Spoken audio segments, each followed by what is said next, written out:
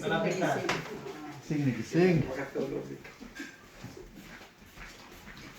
Oh, thanks. Well, actually, yung before we go to this covenant recollection, I scheduled the time to be like from 6 o'clock in the afternoon or the evening up until 10 o'clock. So, technically, we should be staying only here until 10 o'clock. And it's already 10:23. So, for the conclusion, Bro, wala namang bayad dahil tayo mag-extend. diba? Okay lang naman kay Brother Mario, di ba? Wala namang bayad. Okay lang. Okay lang sa may-ari. Ako, pwede yung conclusion na lang para Magdagdag na lang tayo ng ano. may bayad na tayo ngayon. Kanina wala pa eh.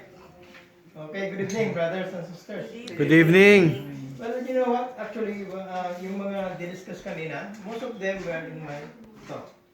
Most of them nandito sa talk number 4. So, hindi ko na masyadong pagkakahabaan. Ulitin ko man para madaanan lang natin. Ano? And the talk number 4 actually is it's all about the living a culture of life. And when we say living a culture of life, at the end of the session, at the end of after talk number 8, we will be giving you a covenant card, and there are 4 items that we need to follow of being our covenant with God. And one of them was already discussed or stated by Brother Willie in his talk. And the second item will be I dedicate myself to the task of having a strong family for Christ. That is the second item. The second item in the covenant. I decided myself to the task of building a strong family for Christ. And how can we do this?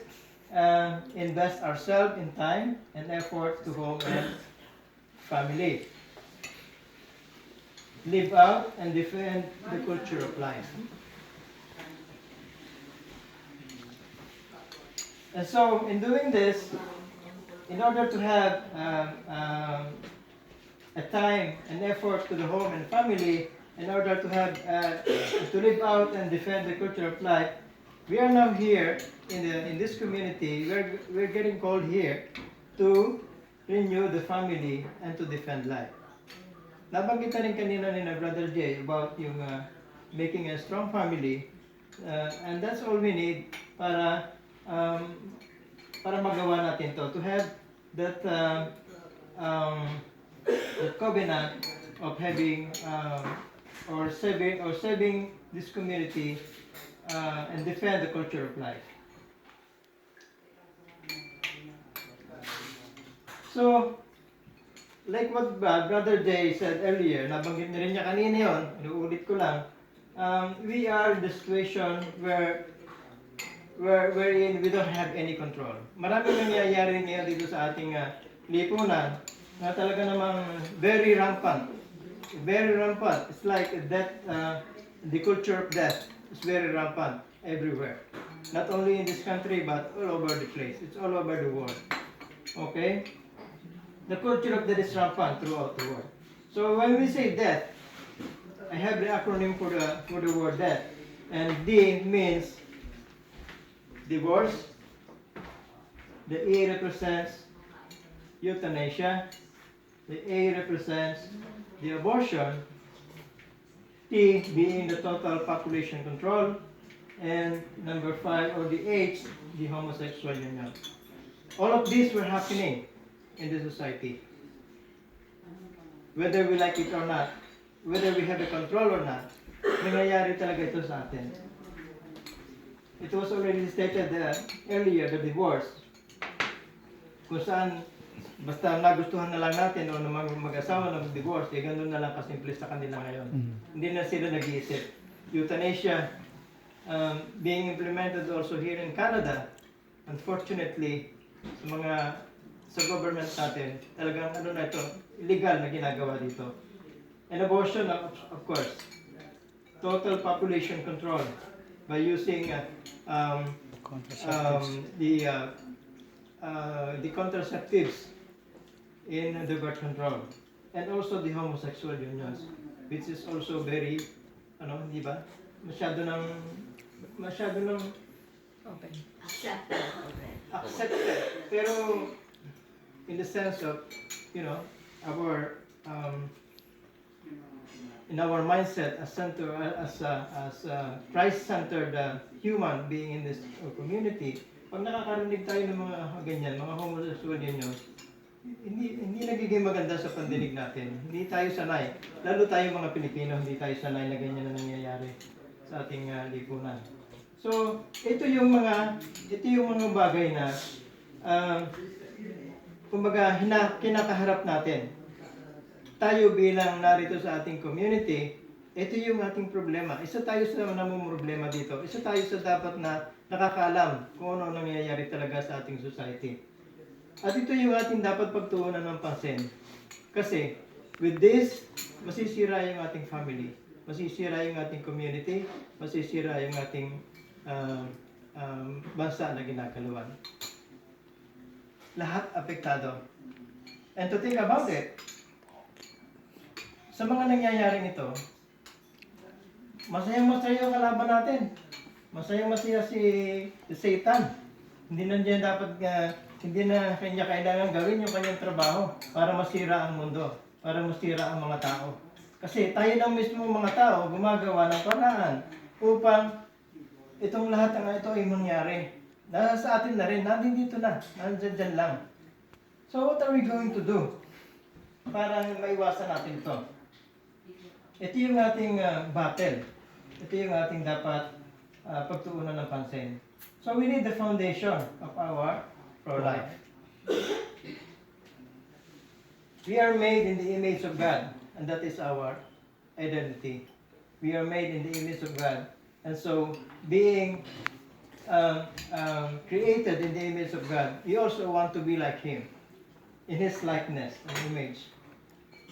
We are unique among all God's creation because God created us in His image and likeness. That is from Genesis chapter 1, verse 27. We are created with intellect and free will.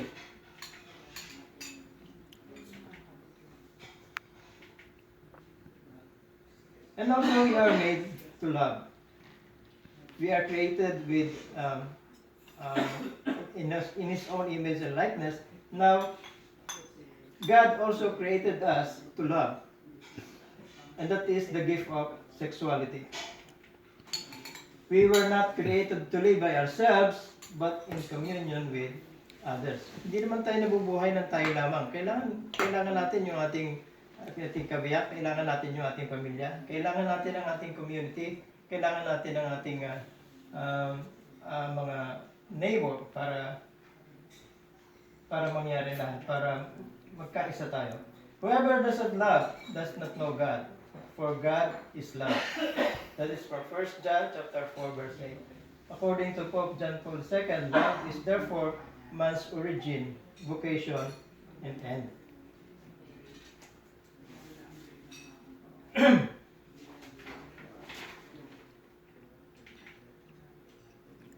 Men and women are gift for each other.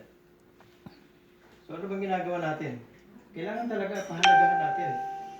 Yung mga asawa natin, gift yan sa ating ligan. So kailangan tanggapin natin kung anong meron ang ating mga kabiyak, kung anong meron ang ating mga asawa. Kailangan hand in hand gagawin natin yung mga dapat natin gagawin para kay God. Okay? Love is also a part of our nature. And being created in the image and likeness of God, who is love. Oh, nandito na pala yan. Our sexuality, whether as male or female, shapes our self-identity, our way of relating with others, and the way we look and deal with others. So men and women are gifts to each other. even, you know, we are created in such a way that through our bodies we will be able to realize that we are called to love and to give ourselves to one another. The difference between man and women are complementary and are oriented toward the good of marriage and the flourishing of family life. The flourishing of family life. So yung ating stand as husband and wives, as a male and female, parehas lang tayo. Kailangan hand in hand. We have to go with each other. Hindi tayo yung dapat mabuhay sa sarili lamang. Aside from being made to love,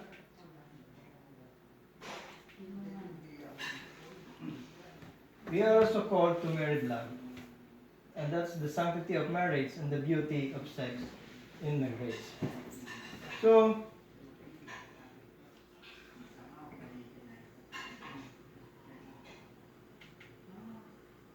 therefore, a man leaves his father and his mother and clings to his wife, and they became one flesh.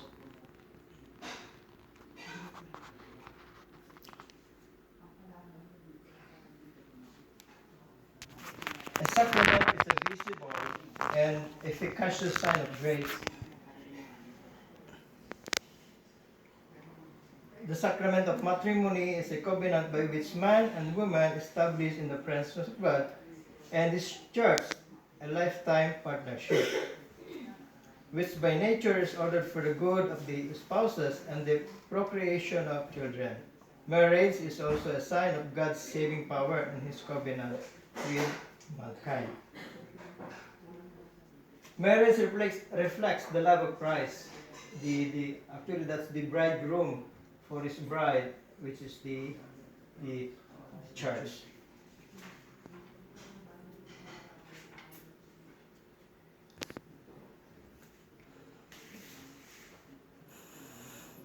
So, like what I said earlier, yung marriage natin should be a partnership between each other. Kailangan pareho tayo, bigayan tayo. Kasi yung marriage is like a workshop. You know that, brothers and sisters? It's like a workshop.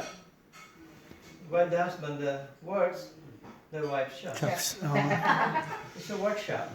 That's true. That's true, di ba? Agree. Very true. So, Baliktad daw sa amin. baliktad ba? Meron nakaka-relate, ano? Tapos ang tawa ni Sister Tess. Yeah. Pero baliktad kasi sa akin. So, being married to love, the sexual intercourse is also a sacramental sign of proclamation of the eternal mystery of God in the world. Through the intercourse, man and woman fully submit their body to the other, allowing the full expression of the love that one has for the other, and thus allows the love to be a life-giving love. So dito nangyayari minsan, nagkakaproblema tayo. Like what Brother Jay said earlier, doon sa ating marriage life, kung minsan in the middle of our relationship, hindi natin naiiwasan na nagkakamiran tayo ng mga troubles, nagkakamiran tayo ng mga problema sa ating relationship bilang mag-asawa. So, God created us in His own image and likeness. Diba? Sinasabi nga kanina. So, when a married couple, like what I said, when you are in the middle of your relationship and you kind of having this life-giving love, which is, I would say, it's the children, it's the fruit of the marriage that God has given to us. Yung mga magiging baby natin, yung mga children na pinagkakalob sa atin ng ating Panginoon. Now, kung minsan nagkakaproblema tayo sa ating relasyon, ano nangyayari sa atin? Instead na ituloy natin yung pregnancy, ano nangyayari? Pina-abort natin. Nasaan na yung sense of love? Kasi sinasabi na binigay sa atin ng Panginoon. kung mismo sarili nating anak ay hindi natin pinapahintulutan na mabuhay sa mundo. Hindi ba? Nasaan yung conscience natin na pahintulot na ganito ang mangyari? We are created in His own image and likeness. But what are we doing? Ano nangyayari sa mundo? Hindi pa rin nawawala yung abortion. Hindi nawawala yung mga ganitong kaganapan na hindi talaga dapat mangyari. And it's only God. Siya lamang ang tanging makakapagbigay at tanging may authority to claim kung ano yung na buhay na ibinigay niya sa atin. Siya lang din ang may karapatan na kumuha. Wala nang iba. Hindi natin pwedeng gawin sa ating pangsariling kakayanan at ating ginagawa. So, nandun yung mga struggles natin, nandun yung mga nangyayari na yan na hindi dapat mangyari sa ating buhay. So with this happening, we have to be open to life.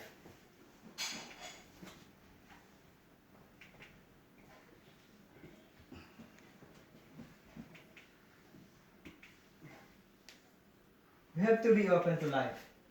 And children are really the supreme gift of marriage and contribute in the highest degree to their parents' welfare. Yung sabi ko kanina, hindi natin pinababayaan dapat yung mga anak natin, yung mga magiging anak natin na mawala just because of our own personal intention, just because of our own personal comfort. Dahil hindi natin kayang papag-aralin, hindi natin kayang palakihin ng maayos, ay i-deny natin sila dito sa mundo, which is not really fair for them. Marital act, therefore, is not just intended to unite the couples by being one flesh. Medyo nagkulang ito. Kaya po siguro yung pagtatay.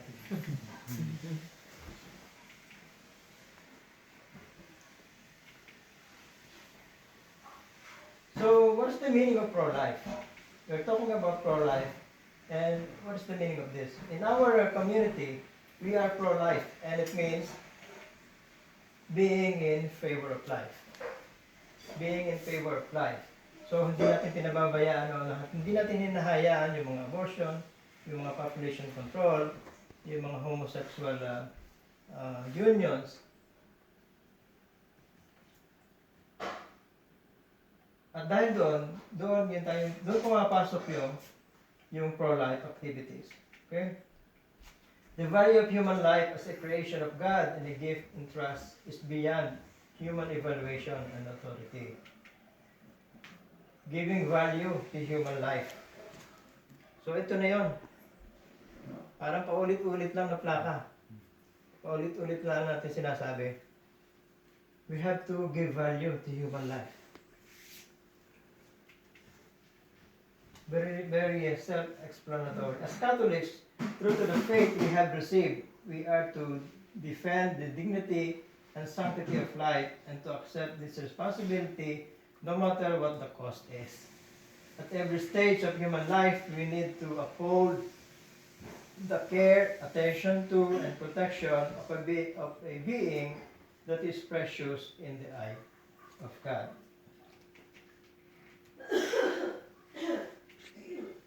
Oh, conclusion agad.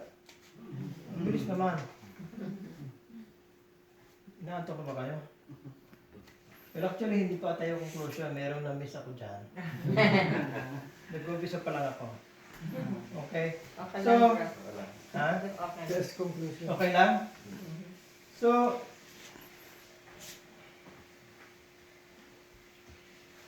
Nasaan na ako? Pinipicture na ni brother kay kung tulog na. So, nandun na tayo sa giving value to human life. Alam na natin what is important, kung anong kahalagahan ng human life sa atin bilang nandito tayo sa ating community, that we always say that we love God. So, tayo bilang nandito, we are getting challenged. Nandito na yung challenge sa atin ng Panginoon. Nandito na yung pumapasok ng mga challenges dito sa ating community. I'm not discouraging you, but this is the reality, and this is what is happening in this world. So we are here, nandito tayo, hindi lang just to see each other, just to see the friends, our brothers and sisters, but we are here and get called to action. Tinawag tayong lahat para doon sa ano ba ang dapat natin gawin. Alam na natin na yung diniscuss ko kanina na the death, the culture of death is very rampant in this world. So, anong gagawin natin? Matutulog na lang ba tayo? Bilang nandito tayo sa community natin, it is also our responsibility to deal with this matter. Hindi tayo dapat magtulog-tulugan, hindi tayo dapat na kailangan umalis tayo doon sa ating comfort zone para matugunan natin itong mga problema. Hindi natin sinasabi na we are doing this by our own, but we will be doing this through the help of God. Anong dapat natin gawin?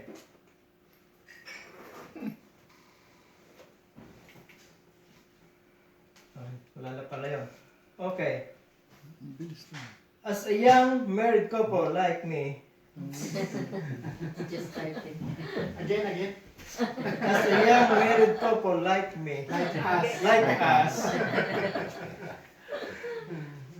Sorry, medyo naging selfish ako doon. Like us pala. Ang kailangan natin ay to educate ourselves about pro-life causes and concerns. This includes growing in knowledge of our Catholic faith and what official Catholic teaching says about the issues that we are facing. So kailangan natin yung mga teaching, kailangan educated tayo about this. We have to practice also the responsible parenthood and natural family planning. In exercising responsible parenthood, we generously look to bringing new life in the world.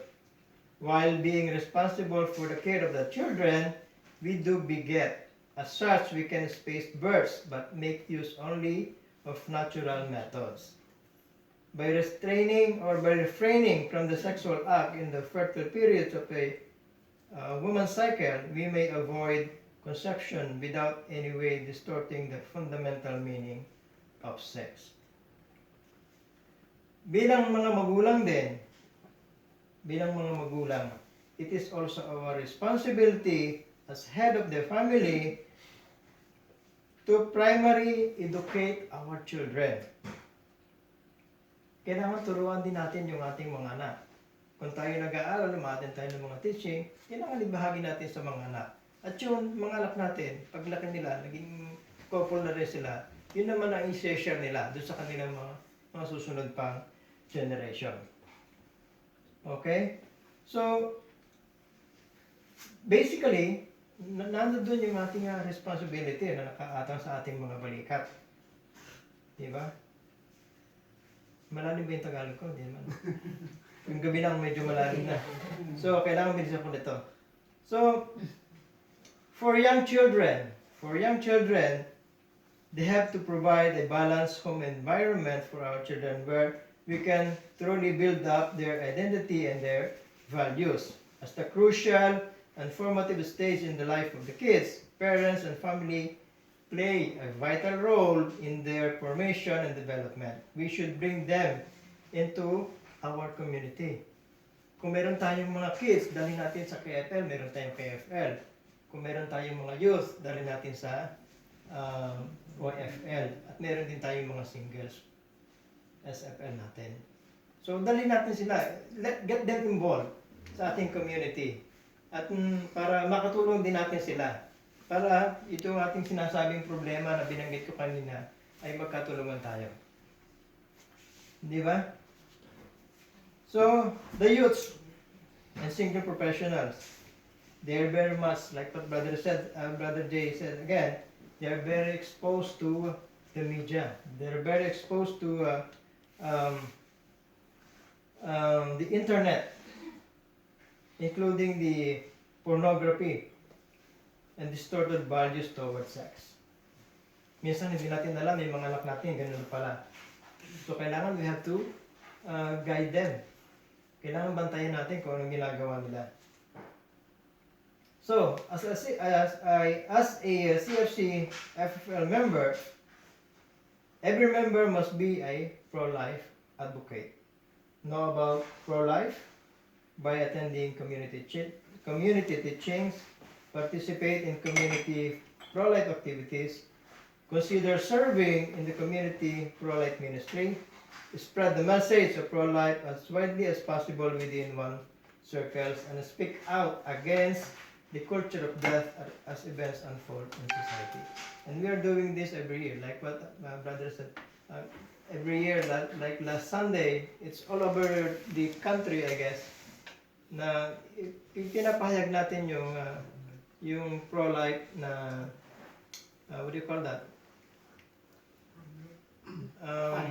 Advocacy natin, yung pro-life advocacy natin. Kailangan pinaglalaban natin, pinapakita natin sa mundo na they are doing no good in the eyes of God. So be open to serving in the parish also, in the pro-life ministry. So, ito na yun. Ito na yung umpisa ng talk number 4. Nagsisimula ka na. Mag-umpisa na tayo. In the conclusion. Ay, sorry. The fight for the culture of life is the defining battle in this third millennium. The enemy has focused his vast resources to destroy the life, together with destroying the family and the church. God raised CFCFL as His army in this war. So brothers and sisters, kagaya ng sinabi ko kanina, we are in a deep battle. We are in the deep battle of knowing what is happening in this world. Kailangan natin mabantayan, kailangan natin ma-prevent, kailangan natin masupport kung kinakailangan magawa natin ng paraan para makatulong tayo sa ating society. Like what I said earlier, si Satan ay nakaupo lang at printing.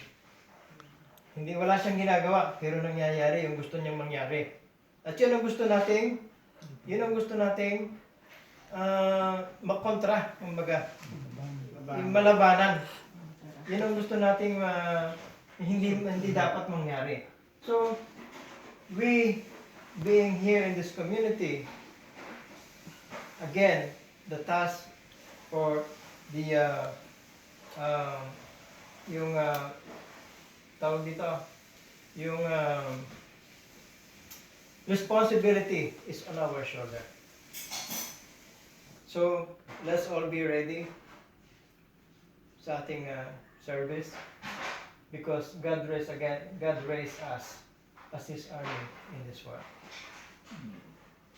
So again, I'm gonna ask you, brothers and sisters, are you ready to battle for this? Yes. Yes. Okay, thank you very much and may God be praised.